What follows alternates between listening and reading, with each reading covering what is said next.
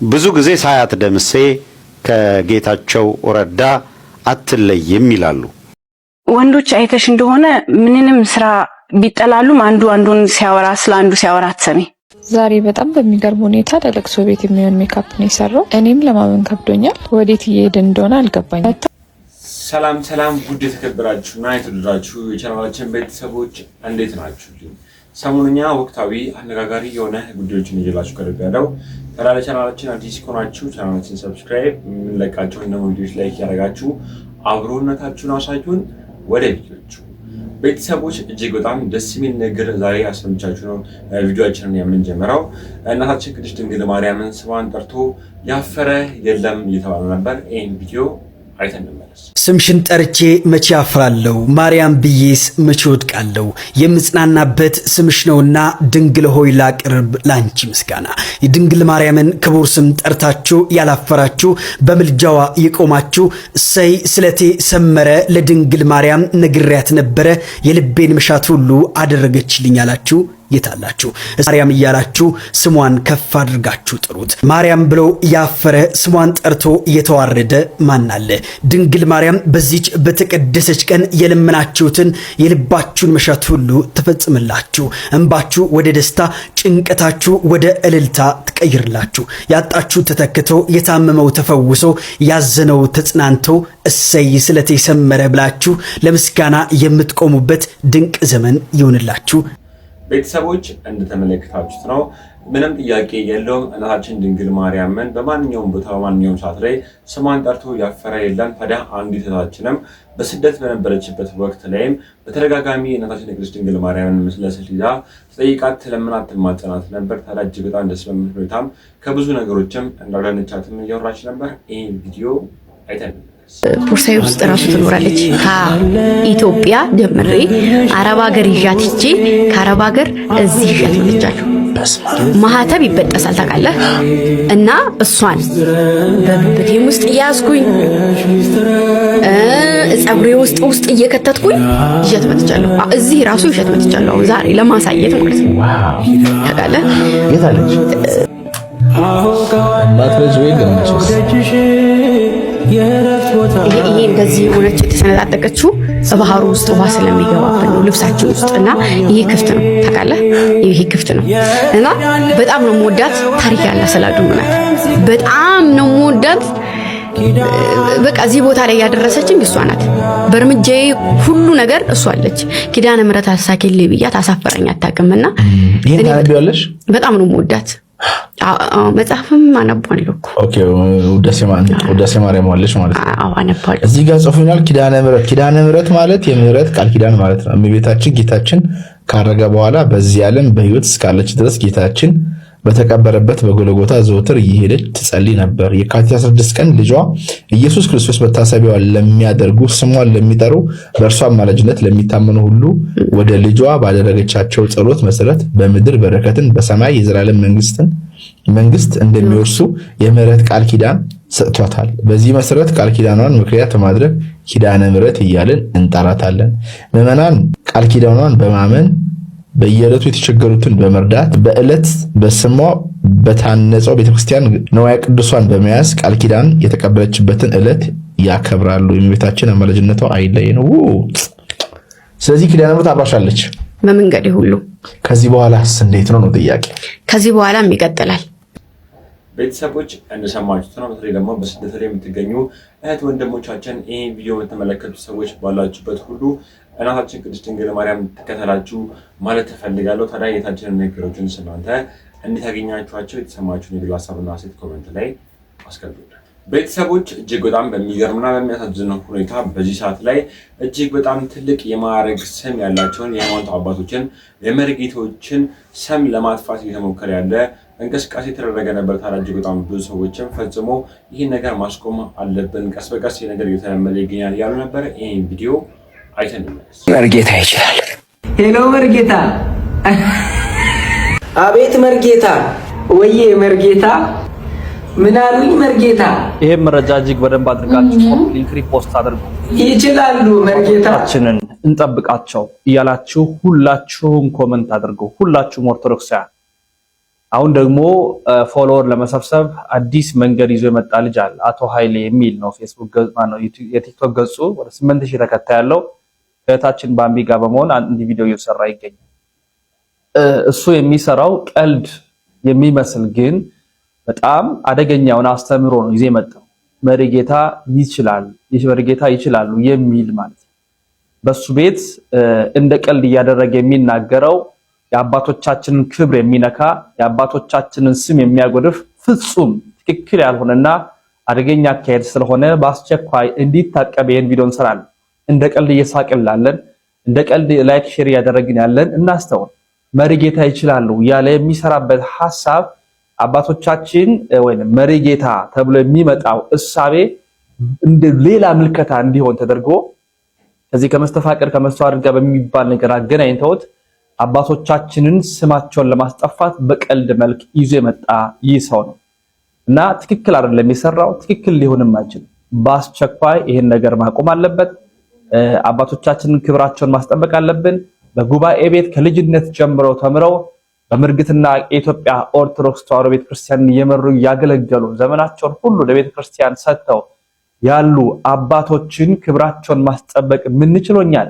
ለስም ግን ኦርቶዶክስ ነን ኦርቶዶክሳውያን የምንልኛ በቀልድም በፌዝም ያደረግን አባቶቻችንን ክብር የሚነካ ነገር ባንሰራ መልካም ነው። መሪጌታ ምን እንደሆነ ታውቃላችሁ? እናውቃለን። የእውነት ስለማናቀው ነገር እንደ ቀልድ እያነሳን አባቶቻችንን ማሰደብ ትክክል አይደለም። እልባት ይሰጥበት።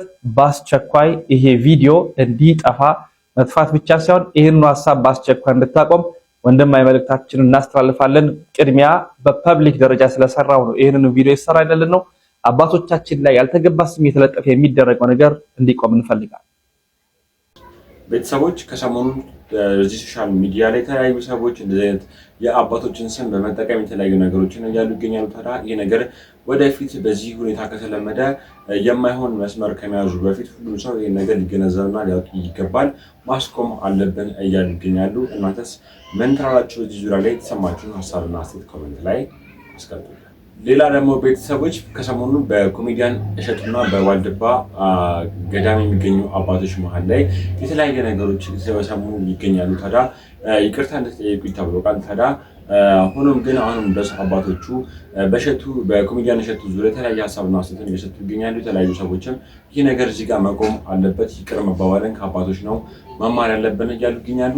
ለእሸቱ መለሰ ስመ ክርስትና ወልደ ገብርኤል በዋልድባ እንዳልሻ ቅድስት ኪዳነ ምሕረት ዘተስፋ ሐዋርያት አንድነት ገዳምና በገዳሙ ስም በተሰበሰበው ማህበረ መነኮሳት ስም የምናስተላልፍልህ የክፉ ስራ ውጤት ምን አገኘህ ልጃችን? እግዚአብሔር አምላክ ፈቅዶ እመቤታችን ወዳ ወደዚህ የተባረከና የተቀደሰ ቦታ መጥተህ ነበር። በረከት ልትቀበል ቦታው ልትጎበኝ ከአበው አባቶች ልትባረክ የእነ አቡነ ሳሙኤል የእነ አቡነ ተስፋ ሐዋርያት የእነ አቡነ ሚናስ የእነ አቡነ ምስራቃዊ በረከታቸው ሊያድርብህ አበው በሚስጥር ጠርተው ነበር። አንተ ግን ዋልባን አቃለልከው። የአንድ ባለሀብት መኖሪያ ቤት ያክልን እንኳን ክብር አልሰጠኸውም። ከጽሞናው ቦታ ከስውራኑ ቀይ ከውግዘቱ ስፍራ ካልተፈቀደው ቤተ መቅደስ ሴት አሯሯጥክበት። አበው አባቶችን አሳዘንካቸው። መናንያን አርድእቶችን አሸማቀከን። የተስፋዋን ምድር ገዳማዊ ቅድስትን የመናፍቃን መሳለቂያ አደረካት። አስቀምጠን ቁጭ አድርገን ፊት ለፊት እየተያየን ስለ ቦታው ታላቅነትና ክብር እንዳልነገርን ሁሉ አንተ ግን እንደምንም ሳትቆጥረን ታሪካችንን ከቆሻሻ ውስጥ ቀበርከው። ይህች 12 ዓመት ሴት መነኩሴ እያልክ ያልመነኮሰችውን ገና ባመክሮ ያለች ለዛውም የአበው አባቶችን ውግዘት ጥሳ ዋልባን ያክል ትልቅ የቅድስና ቦታ በድፍረት ኃጢአት የኔ ነው የምትል ሴት ያሯሯጥክበት የቅድስና ቦታ ተራ የድራማ መስሪያ ሜዳ አልነበረም። የተባረከው የቅድስና ቦታ ዋልባ ነው እንጂ ስለ ዋልባ ታሪክ ስንነግርህ ስለ ቃል ኪዳኑ ስፍራ ስናብራራለህ ስለ እውነታው ስናወራህ አንገትህን ስትነቀንቅ የነበረው ለካ ከአንገት በላይ እንዲሉ ከአንገት በላይ ነበር። በዓለም ላይ ያለውን ስርዓት ይዘህ መጥተህ ሴቶች ከወንዶች በምን ያንሳሉ እኩል ናቸው የሚለውን ዓለማዊ አጀንዳ ቀርጸህ አምጥተህ አበው ካልፈቀዱት ቦታ ከተቀደሰው ክልል ሴቶችን አሻግረን እነርሱንም አስወግዛ ወደ ቤትህ ተመለስክ። አፈር መስለን አፈር ግጠን መሬት ነክተን ዕለተ ሞታችን ከምንጠባበቅበት የአባቶቻችን አጽም ከምንጠብቅበት እግዚአብሔር አምላክ ካለም ሰውሮ ያስቀመጠውን ቦታ ሳንጠራ ሳንጽፍልህ አንዲት ለዋልባ ጥፋት ዲያብሎስ ያዘጋጃት ሴት ጎትታ አምጥታ ይሄው የቅዱስ ቦታ ታሪክ ጥቁር ጥላሸት ቀባው።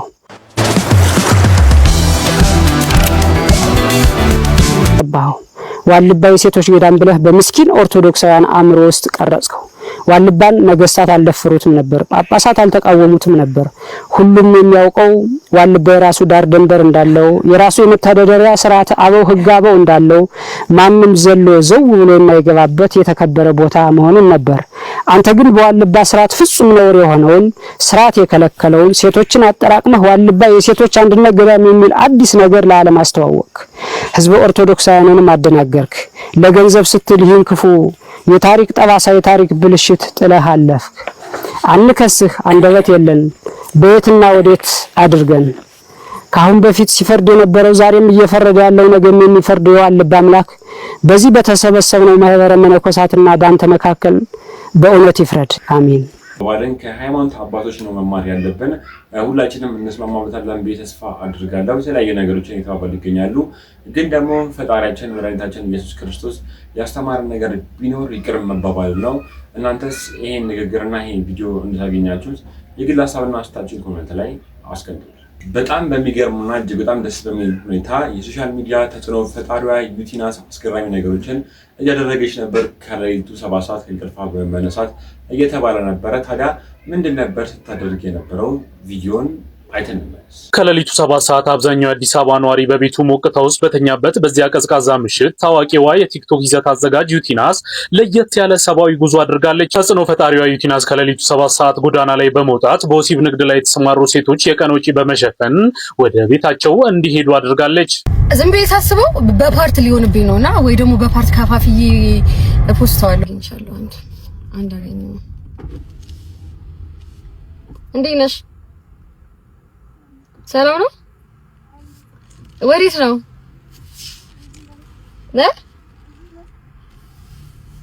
እሺ ፈራሁኝ። አይኔ ጉዴ ፈልጊ። አረ ምንድን ነው የሚመስላት? እኔ አሁን የሆነ ነገር ፈልጊ እንዳይመስላት። ባቶንስ ብዬ እኮ ነው። ወይኔ ጉዴ ፈላ። ወይኔ ሌላ ነገር ፈልጊ እንደ አረ ወይኔ ጉዴ አንድ አለች። ነይ አንዴ። ፈራችኝ። ቪዲዮ ሲያዩ ፍሬ አይሆንም ብዙ ጊዜ። እንዴት ነሽ? ሰላም ነው አለው። ላናግርሽ ፈልጌ ነበር ወደ ቤት ብዬ ምናምን እና ፈቃደኛ ከሆንሽ አሪክሽን ብሰማ ደስ ይለኛል። እኔ ለምቀረጽም በምን አውቃለሁ እና ካሜራው ወደ እኔ ነው። ወላሂ አሪክሽን መስማት ብቻ ፈልጌ ነው። እኔ እሰጥሻለሁ፣ ከዛ ትገቢያለሽ ወደ ቤት። እስኪ ንገሪ፣ እስኪ እንዴት ነው? እንኳን ረጅም ታሪክ አለው፣ ግን ሁለት ልጆች አሉኝ። ልጅ አለሽ? እውነት? ወጣት ነሽ በጣም ወላሂ። እሺ አንዱ ልጄን ያው በፍቅር አብሬ ከቆየሁት ልጅ ነው የወለድኩት። ከወለድኩት በኋላ ያው ወንዶች ካደኝ። እኛው ልጄን ደግሞ እዚህ በዚህ ሰው ነው ማለት የማላውቀው ሰው ነው። ሰው ነው የተሳሳትኩት፣ ግን ሰውየውን በደንብ አላውቀውም። አንድ ቀን ያገኘሁት ሰው ነው። ትንሽ ልጆች አሉ። እግዚአብሔር ይመስገን። ባልጋ ቤት ነው።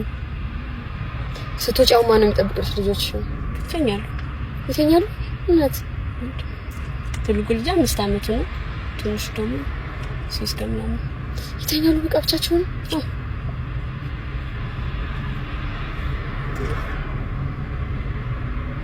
ይፈላደል ሁሉ ነገር ለበጎ ነው አይደል? አልፋል። እዚህ አይቀጥልም ቢያስ ቅርብ ነው ቤትሽ? እዚህ ነው? እውነት? ሲጋ ገቢና እቅፍ አድርጋችሁ ቤተሰቦች እጅግ በጣም በሚገርም ሁኔታ በተለያየ ስራ ላይ የተሰማሩ ሰዎች በተለያየ ጊዜ የተለያየ ሽልማቶችን እንዲሁም ደግሞ ስራ በማገዝም ሊሆን ይችላል ካሉበት ስራም ከፍ ለማድረግ የተጣረ ድርጊቶችን አይተን እናውቃለን። ዛሬ ግን ዩቲናስ ያደረገችውን ነገር ማንም ሰው ሞክሮታል ብዬ አላስብም። በተለይ ደግሞ ሶሻል ሚዲያ ላይ ትልቅ ስምና ዝና ያላቸው ሰዎች እነዚህን ተሞክሮችን ሲያሳልፉ አይተን አናውቅም። ብርድና ጨለማን ሳትፈራ እዚህ ቦታ ላይ በመገኘት እህቶቻችንን አበረታታቸዋለች። ከዚህ ስራ የሚወጡበት መንገድ ካለም እንደምትጠቁማቸው እንዲሁም ደግሞ የቀን ወጪያቸውንም እንዲሁም ደግሞ ችላቸው ወደ ቤታቸው እንዲመለሱም አድርጋቸዋለች። ታዲያ የተለያዩ ሰዎችም እጅግ በጣም ደስ የሚል ሀሳብና ሴትን እየሰጡ ይገኛሉ በዩቲናስ ዙሪያ። እናንተም የተሰማችሁን ሀሳብ በግልጽ ኮሜንት ላይ አስቀምጡት። ደግሞ ቤተሰቦች እጅግ በጣም ብዙ ተሳፋሪዎችን ይዞ ሲንቀሳቀስ የነበረው ሹፌር ሁሉም ተሳፋሪዎች ምንም አይነት አደጋ ሳያጋጥማቸው በሰላም መኪናውን ማቆም ችሏል። ታዲያ እጅግ በጣም ብዙ ሰዎችም ይህ ሹፌር ክብር ይገባል እያሉ የነበረ ይህን ቪዲዮ ነው የ62 ተሳፋሪዎችን ሕይወት ያተረፈው ሹፌር እምባሲቃ በተጓዥ አንደበት እንዲህ ተከትቧል። ጉዞ ከአዲስ አበባ ደብረ ማርቆስ። እውነቱ የተከሰተበት ቦታ ከፊቼ ወደ አሊዶሮ በሚሄዱበት ጊዜ ነበር። ባሶች እያንዳንዳቸው ተጠባብቀው በእጀባ ያልፋሉ። ታዲያ አሊዶሮ አካባቢ ሲደርሱ ቁልቁለቱም ይጀምራሉ። በዚህ ጊዜ ነበር ብዙ ያልተጠበቀው ነገር የተከሰተው። ይህ ሹፌር ትላክሱን በደንብ ያሰማል። ሁሉም መኪኖች መንገድ ይለቁለታል። ፍሬኑን መያዝ አልቻለም ነበርና ካሁን ተሳፋሪዎቹ ሞታቸውን ይጠብቃሉ። ይህንን ማየት ያልፈለጉ ደግሞ እየዘለሉ ከመኪና ይወርዳሉ። የወረዱትም ቁስላቸውን እያሻሹ ድንጋይ ወደ መኪናው ስር ይደረድራሉ። መኪናው ግን ሊረጋጋ አልቻለም። ሲኖውም በተአምር አለፍ ነው ይላል ይህ ከታቢ። ታማሚ ወንድሙን አጠገቡ አቅፎ ሁሉንም ነገር በአንክሮ ይከታተላል። ግማሹ ማርያም ይላል፣ ተቀረው አላህዬ እያለ ይጮሃል። አቅም ያለው ዘሎ በመስኮትም በበርም ይወጣል። ታዲያ ይህ ሁሉ ነገር ሲያልፍ ወንድሙን አቅፎ እያማተበ ይህ ተጓዥ ሁሉን ነገር ይከታተላል። ቴሌቪዥን መስኮት የምታዩት ፊልም እንጂ በእውነት እየተከሰተ ነው ብዬ አላምንም ይላል ከታቢው። ታዲያ ሹፌሩ በፍጹም መረጋጋት የሚችለውን ሁላ እያደረገ ነው። ወደ አንድ ተራራም መኪናውን ጠጋ ያደርገዋል። ተራራም ይህን መኪና እያንደረደረ ይወስደዋል። ከመጨረሻ በፈጣሪ እርዳታ ተሳፋሪዎችም ርብርብ ይህ መኪና ከተራራው ጋር ተላትሞ ይቆማል። አንድም ነፍስያ አልተጎዳችም። ቀድሞ የዘለሉት እጃቸው እየጠራረጉ ምነው ባልዘለን ይላሉ። ይህኔ ነበር ሹፌሩ ከመኪና ወርዶ ስቅ ብሎ ማልቀሱ። ምክንያቱ ደግሞ ፍሬን ከበጠሰበት እጅግ በጣም ቆይቷል። በመረጋጋት ውስጥ ግን ሆኖ ማንም ሳይሸበር የሚችለውን ሁሉ አድርጓል። ክፉ ነገር ተፈጥሮ ቢሆን ኖሮ የዚህ ሁሉ ነፍስ እጁ ላይ ነበርና ይህን አስቦ ነበር ማልቀሱ። ሆኖ ከፊቼ መካኒኮች መጡ፣ ፍሬኑን አስተካከሉለት። ሌላም መስተካከል ያለበትን ነገር ተስተካከለ። ጉዞም እንደ አዲስ ተጀመረ። ታዲያ በቅጽበት ሞት የነበረው ዜና ሁላ በደስታ ተለወጠ። ረዳቱም ሄዶ ሙዚቃ ከፈተ። እዛ ውስጥ ያለው ነገር ሁላ ተቀየረ ይላል። ከሞት ወደ ሰርግ፣ ሁሉም በጭፈራና በሆታ እልል እያሉ መጮህም ጀመሩ ይላል ከታቢው። እሱም አጠገቡ የታመመ ወንድሙን እያበረታታ ወደ ሀገሩ ይገባል። ሕይወት ከተጻፈላችሁ ቀን ዝንፍ አትልምና ከዚህ አደጋ ከተረፉበት ቀናቶች በኋላ ታማሚ ወንድሙን ለቤቱ ቢያበቃውም በሕይወት ግን መትረፍ አልቻለም። ይህን አጋጣሚም ይህ ተሳፋሪ በዚህ መልኩ ከትቆታል። ይህ የሚኖር ሕይወት ነው። ሰዎች እንደሰማችሁት ነው። ክብር ለሚገባው ሰው ሁሉ ክብር መስጠት አለብን። ይህን ሹፌር ሊሸለም ይገባል እየተባለ ነበር። ምክንያቱም ብዙ ጊዜ የምንሰማው ነገር እጅግ በጣም አስገራሚና አሳዛኝ የሆኑ አደጋዎች ነው። ታዲያ ይህ ሹፌር ደግሞ የግል ብቃቱን በመጠቀም ብዙ ተሳፋሪዎች ሕይወታቸው እንዳያልፍ አድርጎ ነበር። እጅግ በጣም ብዙ ሰዎችም ሊበረታታ ይገባል እያሉ ነበር። እናንተስ ምን ትላላችሁ? በቀጣይ ደግሞ ማሳያችሁ ቪዲዮ ምንድነው? ሰመረ ባሪያው እጅግ በጣም የተለያየ ነገሮች ላይ ሀሳብና አስተያየት ሲሰጥ ነው የምናውቀው። እጅግ በጣም በሚገርም ሁኔታ ለቅሶ ለሚሄድ ሜካፕ ስትቀባ የነበረችው ስትዘጋጅ የነበረችው እህታችን እጅግ በጣም ብዙ ሰዎችን እያስገረመች ትገኛለች። አስባችሁታል? ሜካፕ ተቀብታ እንዴት ነው የምታለቅሰው? እጅግ በጣም ብዙ ሰዎችም ሲገረሙበትና ሲቀባበሉት የነበረ ቪዲዮ ነበር። ይህን ቪዲዮ ነው አይተን እንመለስ። ዛሬ በጣም በሚገርም ሁኔታ ለለቅሶ ቤት የሚሆን ሜካፕ ነው የሰራው። እኔም ለማመን ከብዶኛል። ወዴት እየሄደ እንደሆነ አልገባኝ። መታ ሀዘን ላይ ስለሆንኩኝ ቆንጆ ሜካፕ ስሪን ስትለኝ እየቀለደች ስለመሰለኝ ግራ ገብቶኝ ለተወሰነ ጊዜ አየኋት። የቀለደች እንዳልሆነ ሲገባኝ እኔ ምን አስጨነቀኝ ስራዬ ነው ብዬ መስራት ጀመርኩ። ሌላ የገረመኝ ነገር ብዙን ሰዓት ፈገግ ብላ ስለነበረ ሀዘን ላይ ያለ ሰው አትመስልም ነበረ። ብዙ ጊዜ የምሰራቸው ሙሽሮች የሰርጋቸው ቀን እንኳን እንደዚህ ደስተኛ ሆኖ አይቻቸው አላውቅምና ግራ ገብቶኝ ነበረ። ጥቁር ከመልበሷ ውጭ ሌላ ምንም የሚያሳምን ነገር አልነበረ። አው ተናጋሪዋን ብትሆኚ ማስታወቂያ እየሰራሽ ነው ሊሆን የሚችለው። ወደ መጨረሻ አካባቢ ወደ ማስታወቂያ እየሄድሽ ነበረ። የምርም ሰርተሽ ቢሆን በመጀመሪያ ደረጃ ከሰራሽ በኋላ እኔ ምን አገባኝ ብዬ ስራዬን ነው የምሰራው ማለት ዘንድሮ የሚታየውን ትክክለኛ አስተሳሰብ ነው የሚያሳየው። ትክክልም ሆነ ትክክልም አልሆነ እንደፈለኩ ሰራለሁ። እኔ ስራዬ ነው። ስራሽ ማጥፋትንም ይጨምራል። በነገራችን ላይ ማልማት ነው ስራዬ፣ በጎ ማድረግ ነው፣ የሆነ ነገር መለወጥ ነው የሚል ሰው የለም። ሙያተኛም ሆኖ ከተከፈለኝ ገደልም እከታለሁ ያልሽ ነው። ሁለተኛ በዚህ ሙያችሁ ለሰርግ ማሰራት እንፈልጉ ስልኬ ምናምን ያልሽው ጥፊ እንደው አላበድኩም። ላንቺ ስደውል ቁጭ ብለሽ የሰራሻትን ሰው ያማሽ ነው ነገሩ። ግን እንደው ማንሳት ይፈልግ ትልቁ ኮንሰርን የቪዲዮ እንድሰራ ነው። እነዛኞቹ ቪዲዮዎች እንኳን መጀመሪያ ማስቀመጫቸው ነበር። ዝም ብዬ ነው እየተገረምኩበት። ትንንሽ ማይነር ኢሹ ሊሆን ይችላል። ይሄኛው ግን ትልቅ ኢሹ ስለሆነ ሁሌም ያሳስበኛል። የባህሉ መጥፋት ሁሌ የምናከብረውን ነገር የማጣታችን ነገር ማይከነክንን ለምን እንደሆነ ይገርመኛል። የለቅሶ ባህል በኢትዮጵያ ባህል ውስጥ በጣም ትልቅ ቦታ ያለው ባህል ነው። የሰዎች ትልቁ ሴንቲሜንት በቃ ሰው ተጋላጭ የሚሆንበት በቃ አዝኑ የሰውን ድጋፍ የሚፈልግበት በኢትዮጵያ ማህበረሰብ ደግሞ ጎረቤት ዘመድ ጓደኛ የምትፈልግበት ለቅሶ ይንበላ ብለህ እኮ ሰው የምትቀየመው ለቅሶ የሚበላ ነገር ሆኖ አይደለም። መጣ ቀረ አንድ ሰው አንተ ባንዲ ሊበልሰው አይደለም እኮ በዛ ሰዓት ያልተገኘህልኝ ለመቼ ትሆነኛለህ የሚባልበት ሐዘን ተጋላጭ የምትሆንበት እኛ እንደ ሌሎቹ ሀገሮች እንደ ፈረንጆቹ ሱፍ አድርገን ሐዘናችን አምሶሪ ማን ብለን የምናልፍሶች አይደለንም። ሲፈጥረን ባለፈውም ብያችኋለሁ ማን እንደሆነን አውቀን እሱን ይዘነው ብንኖር ነው የሚሻለው። አንድ ድል ነው ያለው ምድር ላይ ሲኖር ትንሽ አመት ነው። ኢትዮጵያዊ እንደ ኢትዮጵያዊ ከነባህሉ ከነማንነቱ ማንነት አይቀየርም። እኛ ባህላችንን እንግዲህ እንቀይረው ብላችሁ አብዮት አድርጋችሁ ከሆነ እኛ ሳናቅ በተኛንበት ባንድ ጀንበር የዘመናት የሺህ ዘመናት የክፍለ ዘመናት ዘመን ተቀይሮ ከሆነ ንገሩን። እኛ ነን ኋላ ቀር የሆኑ ሰዎች እንከተላለን። እንግዲህ አሁን አንቺ ለቅሶ ሜካፕ ሰራው ማለት ለቅሶ እኮ ቲያትር አይደለም። ዘንድሮ በጣም እያላገጣችሁበት ነው። አንድ ወዳጅ ደውላልኝ የህይወት ታሪክ በእንግሊዝኛ ተሰጣሉ። ባለፈው እዚሁ ቀጨኔ የተቀበሩ ሰውዬ የህይወት ታሪክ በእንግሊዝኛ ሰልጥነው መሆኑ ለቀስተኞቹ በእንግሊዝኛ የህይወት ታሪክ ዘሌት ከሌ ለነትዬ ብዙዬና ለነማዘር ሰጧቸው። ምንድነው የሚለው እንዴት ነው ነገሩ አሉ። ሰውየው በአማርኛ ኖሮ በእንግሊዝኛ ይሞታል እንዴ? በጨረሻ ላይ ሲሞት ስልጡንነት መሆኑ ነው። ብፌና ሽንጥና ውስኪ የወረደበትን ባለፈው አይታችሁታል። ለቅሶ ከቀብር መልስ ሽንጥ ውስኪ ምናምን ወርዶ ምን ችግር አለው? ምን አለበት? ሰው ካለው ቢደግስ ትሪት ብናረግ። በፊት የኛ ወላጆች ተቸግረው አይደለም በግማረድ ምናምን ቸግሯቸው አይደለም። በነገራችን ላይ የሆነ የድሃ በቃ መብላት ያጣንበት ዘመን የሚያስመስሉት ሰዎች አሉ። በጣም አሳፋሪዎች። ቸግሯቸው ሳይሆን ኖርማሊ የሐዘንና የደስታ መገለጫዎች የየራሳቸው የሆነ ባህላዊ እሴት ፋይዳ ስላላቸው ነው።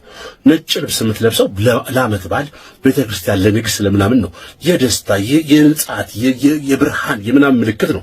ነጭ ልብስ ቀብር ላይ ለብሳ አትሄድም። ጥበብ ቀሚስ ግጥም አድርገሽ አትሄጂም። ጥቁር ጨልመት ነገር ደግሞ የምታደርገው ማዘንን ዲፕ ዳውን መሆንን ለማሳየት ነው። ሰርግ ቤት እንደው አንፎርቹኔት ሊያጋጥመው ጋር በስተቀር ድፍን ህዝብ ጥቁር በጥቁር ለብሶ አይሄድም። ምን ነው ሰርግ የለቅሶ ነው ወይ ትባላለህ። አለን አገላለጽ ምስር ወጥ ምናምን ቅብርጥስ የተደረገው ሰው ተረባርቦ ደግሱ ማለት ሰርቶልህ የሚደገሰውን ነገር እንትኑን ለመመለስ የሚመጣውን ሰው ለመመለስ ለቀስተኛውን ለመመለስ ሰው ተረባርቦ ለቀስተኛውን ለመመለስ ሰርቶልህ ጎረቤት ደፋ ቀና ብሎ በችግርሽ ጊዜ ለመገኘት ፈልጎ በነገራችን ላይ ስራ አቋርጦ እረፍት መጥቶ አንቺ መስራት ስላቃተሽ አይደለም። አካውንትሽ ውስጥ ብር ስለሌለም አይደለም።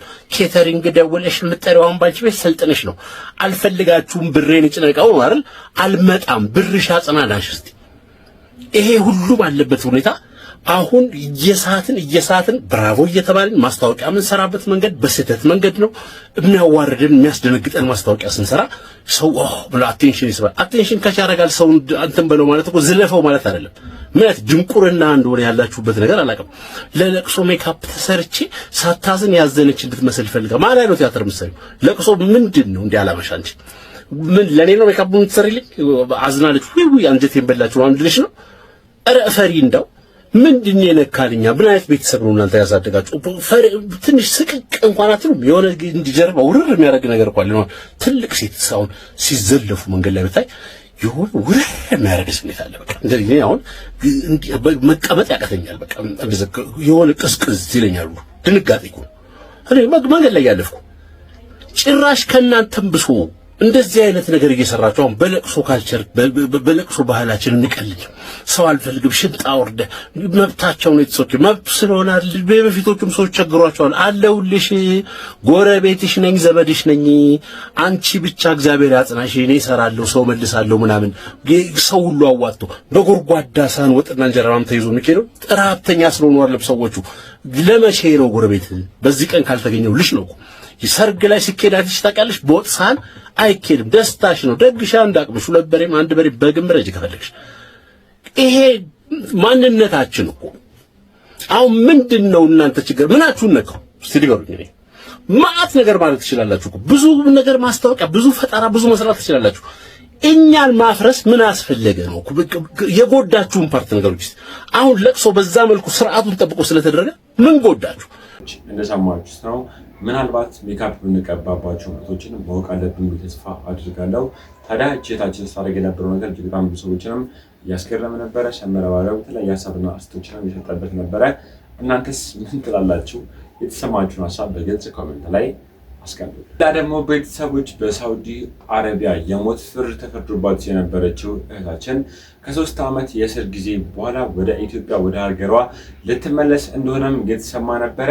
ይህን ቪዲዮንም አይተን እንመለስ። የሞት ፍርድ ይፈረድባታል ለኢላ ኑር ሰቦ ላይ የዛሬ 13 ዓመት ገደማ ዛሬ የሀገሯን አፈረጣለች። በመጀመሪያ ደረጃ እንኳን ደስ ያለሽ ማለት ወዳለሁ። ቤተሰቦቿን፣ አባቷን፣ እናቷን ሁሉንም እንኳን ደስ ያላችሁ። የለኢላ ኑር ሰቦን ታሪክ ካነሳን የዛሬ 13 ዓመት ገደማ ከምትሰራበት ሳውዲ አረቢያ መኖሪያ ቤት አንድ ሕፃን ልጅ በእጇ ያልፋል። በዚህ ምክንያት ፍርድ ቤት የሞት ፍርድ ይበይንባታል።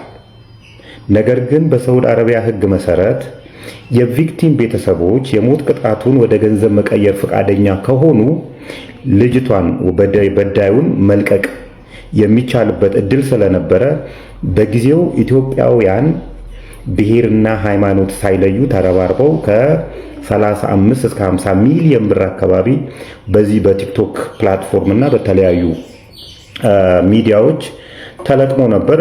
በዚህም 2 ሚሊዮን ሪያድ በሳዑዲ አረቢያ ኢትዮጵያ ኤምባሲ በኩል ለቪክቲም ቤተሰቦች ደርሷል ተብሎ ነበር።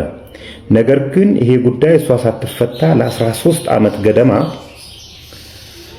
ይኸው እስር ቤት እንድትቆይ ምክንያት ሆኗል። ገንዘቡን የሰበሰባችሁ ሰዎች የት አድርጋችሁት ነው ስንልና ስንጠይቅ ነበር። እኔ 4ኛ ቪዲዮ ነኝ ስሰራ በኤምባሲው በኩል 2 ሚሊዮን ሪያድ ሰተን ቀሪውን ለቤተሰቦቿ ሰተናል ሲሉ ነበረ። ስንወቅሳቸው ነበረ።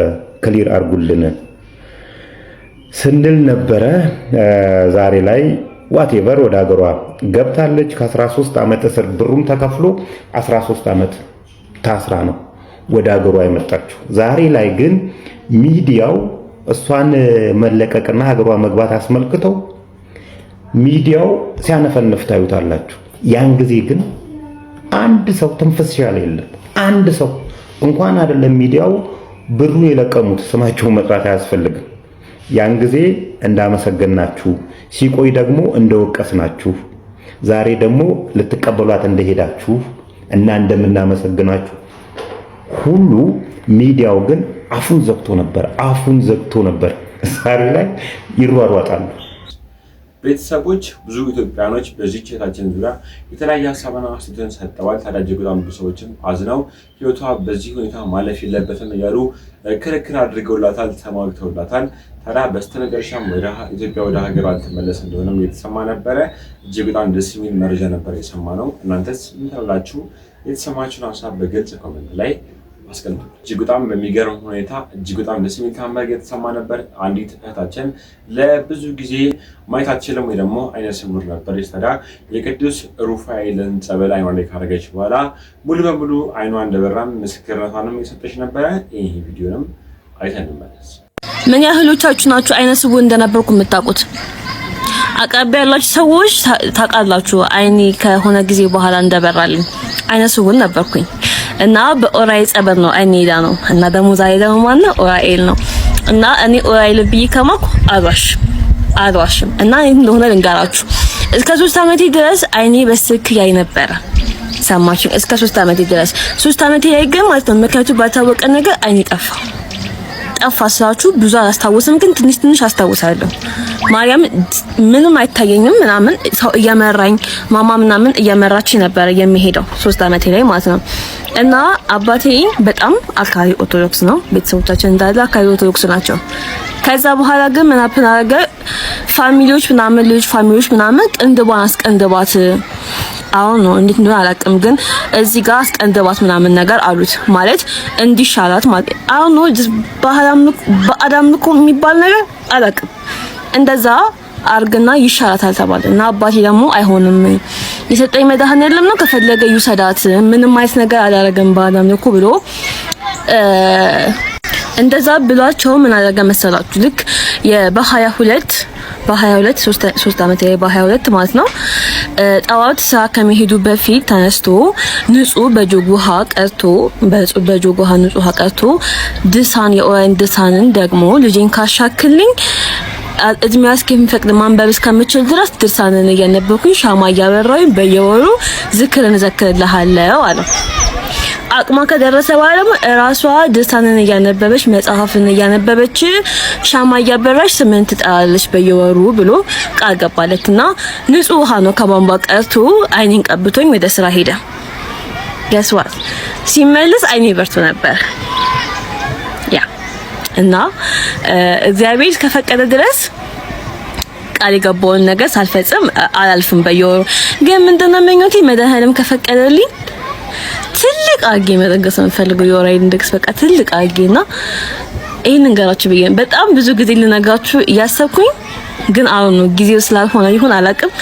ግን ዛሬ ግን ሳልነግራችሁ አላልፍም ብዬ ነው። ወዳችኋለሁ። ቤተሰቦች ከልቡ የተማጸነ ከልቡ ያመነ ሰው እንዲሁም ደግሞ ፈጣሪውን ከልቡ አምኖ ጸበል የሚጠመቅ ሰው እንደሚድን ሁላችንም እናውቃለን። ታዲያ እችታችን የተደረገላት ተአምር እጅግ በጣም ነው ደስ የሚለው።